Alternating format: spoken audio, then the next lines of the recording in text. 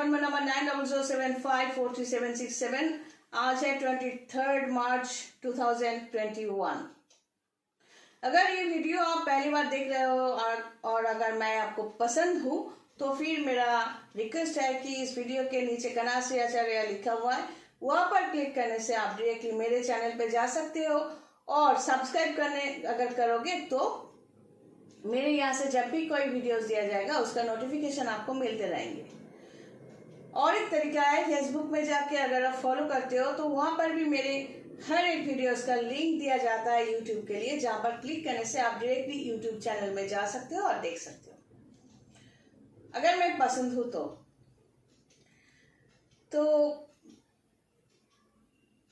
आज कुछ इस तरह बात करूंगी, वही स्पिरिचुअल सिस्टम को लेकर, एस्ट्रोलॉजी को लेकर, मन की कुछ बातें, जैसे कि ये देखो, ये जो date of birth, place of birth, time of birth से हम ये कुंडली बनाते हैं, ये जो भविष्यवाणी करता है, भविष्यवाणी एक इंसान, अगर आप 23 साल की उम्र में या 30 साल की उम्र में मेरे पास आते हो तो आपके भविष्य तक लंबा है। अगर ऐसा है तो हम क्या पूरा दिन 24 घंटा इंटू 30 डेज बैठ के आपके भविष्य बोलते रहे? नहीं, आपको फील्ड पूछना है कि मेरे इस फील्ड के, ये यहाँ पर 12 हाउस है, 12 घर है, वहां पर आपका लग्न जो है वो आप दिखने में कैसे होंगे, आपके कैरेक्टर कैसे होंगे, वगैरह वगैरह। और चंद्रमा जो है वहाँ उसको राशि कहा जाता है, जिसके ऊपर डिपेंड करेगा आपका मन कैसा है। लेकिन यहाँ पर भी ट्विस्ट है, ये इतना आसान कैलकुलेशन नहीं है। ये जैसे कि मैं यहाँ पर कई सालों से हूँ, इसलिए मेरा जो एक्सपीरियंस है, जो नए हैं वो सिर्फ चंद्रमा को देखकर बताएंगे। हम इस तरह नहीं करते, चंद्रमा के साथ प्लैनेट्स क्या है, उसके कनेक्शंस क्या है, ये सब भी देखना पड़ता है। और यहाँ पर लग्न राशि को छोड़कर जो पोजीशंस है, ये फर्स्ट हाउस जो है, सेकेंड हाउस समझो आपका एक एक करके कनेक्शन बताती हूँ, जैसे कि फाइनेंस है, थर्ड हाउस है एनवायरनमेंट में को लेकर, फोर्थ हाउस है आपके माँ की जगह को लेकर या वास्तु की जगह को लेकर, एक्सेट्रा। तो अगर फोर्थ हाउस को पकड़े तो फोर्थ हाउस के ठीक 180 डिग्री अपोजिट में जो है, देखो 180 डिग्री अपोजिट में है आपका 10th हाउस, लग्न के हिसाब से 10th हाउस, मतलब एक हाउस के साथ दूसरे हाउस जुड़े हुए हैं। तो वास्तु के ऊपर डिपेंड करते हैं कि आपका कर्म की जगह, जो वर्किंग प्लेस, वो कैसे होंगी। लग्न के ऊपर डिपेंड करता है कि आप अपने हर एक प्रॉब्लम को ओवरकम करने की ताकत रखते हो या नहीं। राशि के ऊपर डिपेंड करता है कि अगर ऐसा है कि कई लोग आपको मेंटली टॉर्चर करने की कोशिश कर रहे हैं और वो आप आसानी से इग्नोर कर सकते हो कि नहीं,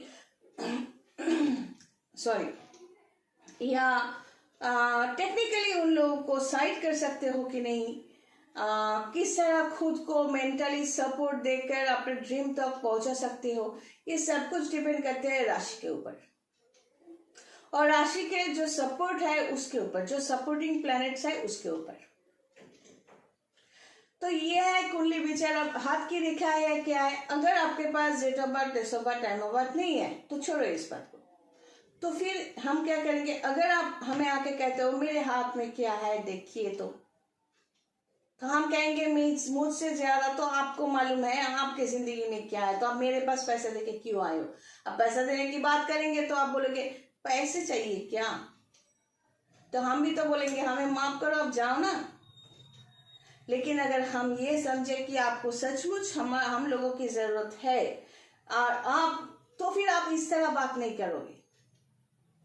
क्योंकि ये जो मूवमेंट होते हैं, एक इंसान बैठ के, अब जितना भी चुप बैठो, आपके मूवमेंट्स जो होते हैं वो डिक्लेयर कर देते हैं कि आपके प्लैनेटोरियल पोजीशंस क्या है। ग्रह नक्षत्र के पोजीशंस 9 प्लैनेट्स, 9 प्लैनेट है, 27 नक्षत्र है और ये 12 हाउस, 12 घर है। यहाँ का कनेक्शन हम लोग की यहाँ पे चलते हैं। हो सकता है हम आपकी तरफ ऐसे तरह देख कर बात कर रहे हैं, लेकिन हमारे यहाँ ये नॉर्मल है। बोलते हैं ना कि धोबी कहीं पे जाए वहां पर कपड़े ही धोते हैं, तो हम लोग, मेरा भी आदत ऐसे ही है कि हम कहीं पर भी बैठे तो हमारे ब्रेन में वो सामने वाले की जो एक्टिविटीज है वही हिसाब किताब होते रहते हैं। कभी कभार स्टांट भी दे देते हैं कि आपके साथ ऐसा हुआ है। तो चलो इन सब बातों की, जैसे कि मैं कह रही थी कि ये जो सोच है ये राशि के ऊपर डिपेंड करता है कि किस तरह आप सोचते हो। अब ये जो हमारे शास्त्र है, रिलीजियस बुक्स है, यहां से हम क्या सीखते हैं? या सिर्फ ये सब सिर्फ पढ़ने के लिए है? नहीं, बहुत कुछ है जो समझने की बात है। अगर मैं कहूं कि यहाँ पर गड्ढा है, पहले ना यहाँ पर एक गड्ढा था, कोई इंसान यहाँ से जा रहा था और गड्ढे में गिर गया और मर गया। तो कई इंसान ऐसे होते हैं जो सोचेंगे अब तो नहीं है, हम वहीं से जाएंगे। और जो इंटेलिजेंट होते हैं वो क्या कहेंगे, पहले था, अब है या नहीं मुझे कैसे पता, तो हम जाकर गड्ढा खोद के देखने की कोशिश करेंगे, या जरूरत क्या है, हम साइड से जाएंगे। तो वही जो गाइडेंस हमने दे दिया वो होता है गाइड। तो शास्त्र, रिलीजियस बुक्स बैठकर पढ़ने की जरूरत नहीं है, कुछ तो हम लोग भी तो बता देते हैं। तो फिर ये जो खुद को अलर्ट करने की बात है, सिर्फ कुछ बात को लेकर उसी तरह आज बात करूंगी स्पिरिचुअल सिस्टम शास्त्र के अनुसार। जैसे कि जो ये सब मैं बनाकर नहीं बोल रही हूँ, जो पढ़ा है, जो सुना है वही बोल रही हूँ, कॉपी पेस्ट करती हूँ। तो हम लोग जब मर जाते हैं, जैसे मैंने पहले कहा कि ये बॉडी जो है इसको मेटेरियल बॉडी मतलब भौतिक बॉडी जो डिलीट हो जाते हैं पंचभूत में, हमको जला दिया जाए या कब्र में दिया जाए, आहिस्ता आहिस्ता ये जो फ्लेश है ये सूख जाएंगे, हड्डियां निकल आएंगे, फिर ये फ्लेश में जो पानी जैसे कुछ लिक्विड्स आए वो वेपराइज हो जाएंगे। तो इस तरह हम मिट जाएंगे ये शरीर। लेकिन मेरा जो नॉलेज है, मेरा जो एनर्जी फील्ड है, मेरा जो थिंकिंग है, जो कुछ आज तक हमने देखा है, जो कुछ हमने सुना है, जो कुछ एक्सपीरियंस किया है, वो सब कहाँ है? वो इसी एनर्जी फील्ड में है जो दिखते नहीं है। करंट को आप देख नहीं सकते। आप कैसे कह सकते हो यहाँ पर करंट है? क्योंकि बल्ब जला रहे हो, स्विच बोर्ड है, वायरिंग है। कौन सी वायरिंग आप लोग जानते हो? तो कौन सी वायरिंग में आप कहोगे वायरिंग तो नहीं है, वायरिंग है दीवार के पीछे है, मतलब वायरिंग तो जरूरी है। फिर स्विच ऑन करने से, कनेक्ट होने से वो बल्ब जलते हैं। तो ये होता है स्पिरिचुअल सिस्टम की या तंत्र सिस्टम की एक इंस्ट्रक्शन कि इस बल्ब के लिए इस लाइट को, इस स्विच को आप ऑन करो। ये होता है इस तरह की इंस्ट्रक्शंस, क्योंकि हमें मालूम होता है कि यहाँ पर करंट है। ये जो हमारे इंस्ट्रक्शन में कुछ मंत्र बोलने की सिस्टम होते हैं, तो फिर वो मंत्र बोलने की, जैसे कि नॉर्मली कोई मंत्र बोले, हम कहते हैं इस तरह की मंत्र बोलने की कोई जरूरत नहीं है, इससे खुद को आप तकलीफ पहुंचा रहे हो। एक मंत्र को अगर आप कैजुअली प्रोनाउंस करते हो या मंत्र को प्रोनाउंस करते करते आप जप करते करते आप सो जाते हो, तो उस मंत्र को और उस देव देवी जिसके बारे में वो मंत्र दिया गया है, उस एनर्जी को आप इंसल्ट कर रहे हो। इससे तो अच्छा है आप मत करो।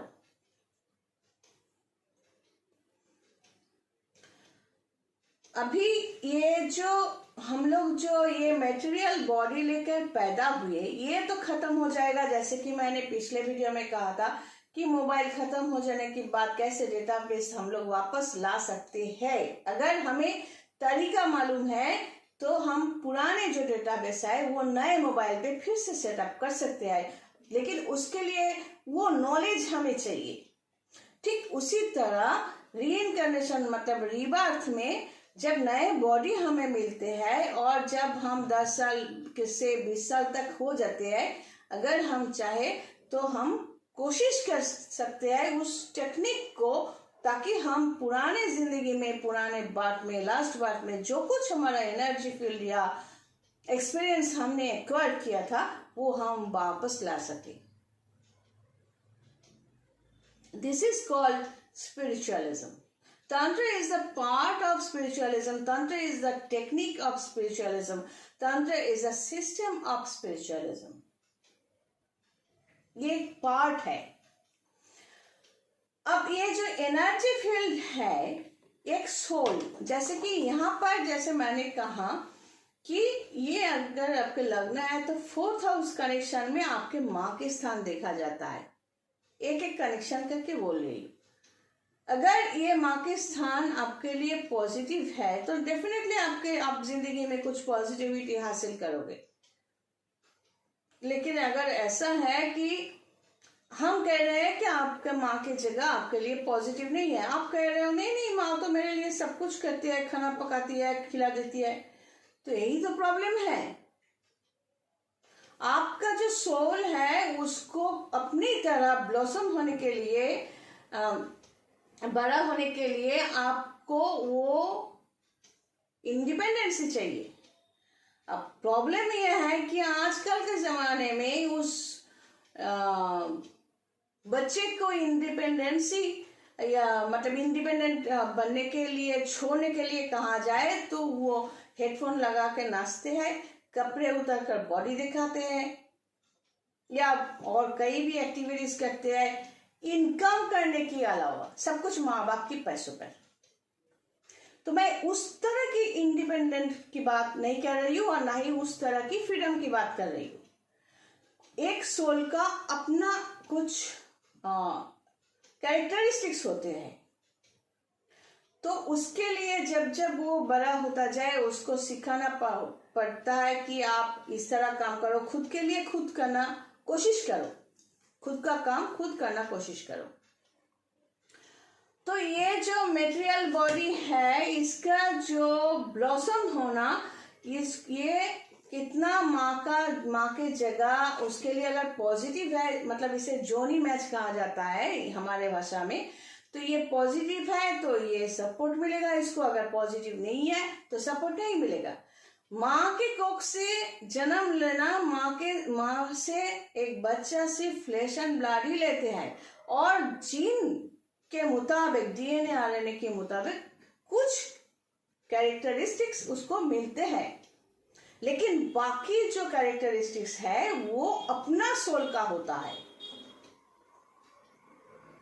तो फिर यहाँ पर सेंटिमेंट कहाँ से आते हैं? ब्रेन से। इस बच्चे का जो ब्रेन होगा, उसका जो राशि होगा, उसके हिसाब से इसका सेंटिमेंट होगा और इस माँ के हिसाब से, राशि के हिसाब से माँ का सेंटिमेंट होगा। अब अगर इसमें ये अगर माँ की जगह है, ये किसी के माँ गुजर गए, तो आपको ये समझना चाहिए कि हमारे शास्त्र के मत मुताबिक 4 घंटे के अंदर उसको जला देना चाहिए, या शास्त्र के मुताबिक जिसका जो रिलीजियन है उस तरह काम कर देना चाहिए। क्योंकि जब ये शरीर एक आत्मा छोड़ देते हैं उसके बाद वो आपका कुछ नहीं है। उसका जो ये पर जो एनर्जी बॉडी होंगे, इलेक्ट्रिक पावर होंगे, वो लेकर वो अपने रास्ते पे चलना शुरू कर देंगे। लेकिन शुरुआत में उसको लगेगा कि हम हैं, फिर भी ये लोग क्यों रो रहे हैं। शुरुआत में जब ये समझ जाएंगे कि हम ये शरीर छोड़ दिया है तो आहिस्ता आहिस्ता ये रिलेशन कट जाते हैं। और हमारे शास्त्र के मुताबिक, धर्म के मुताबिक मैक्सिमम 4 घंटा, क्योंकि अगर आप उसको जला देते हो उसके बाद उसके जो राख है, तो अगर आप हमें जला देते हो तो हमारा राख है, हम बाय हार्ट इसको हम थर्स्टी फील करेंगे। मुझे लगेगा कि क्यों हमारे अस्थि को ये लोग पानी में नहीं दे रहे, मुझे गुस्सा आएगा, है ना। मैक्सिमम 4 घंटा अगर हम छोड़ दिए, इसको पता है हमारा बॉडी है तो मरने के बाद हम आपके कुछ नहीं लगते, तब हम क्या एक्सपेक्ट करेंगे आपसे कि हमारे उस अस्थि को, ये ऐश को, राख को आप जल तुरंत गंगा में दो। जहां पर गंगा नहीं है वहां पर लोग क्या करते हैं, किसी बिना किसी पानी में ही देते होंगे। तो ये हमारे जिंदगी का एक सच है कि हम मरने के बाद भी हमें पानी चाहिए, और इसीलिए हमारे तंत्र सिस्टम में बहुत जरूरी होता है आग और पानी और ये मिट्टी, ये बेसिक रिक्वायरमेंट है। और बतास भी चाहिए, ये अलग बात है। तो मैं सिर्फ ये कहना चाहती हूँ कि जो सेंटिमेंट्स होते हैं, सेंटिमेंट एक जगह पर है और ड्यूटीज और एक जगह पर है। चलो आज यही तक। God bless and take care.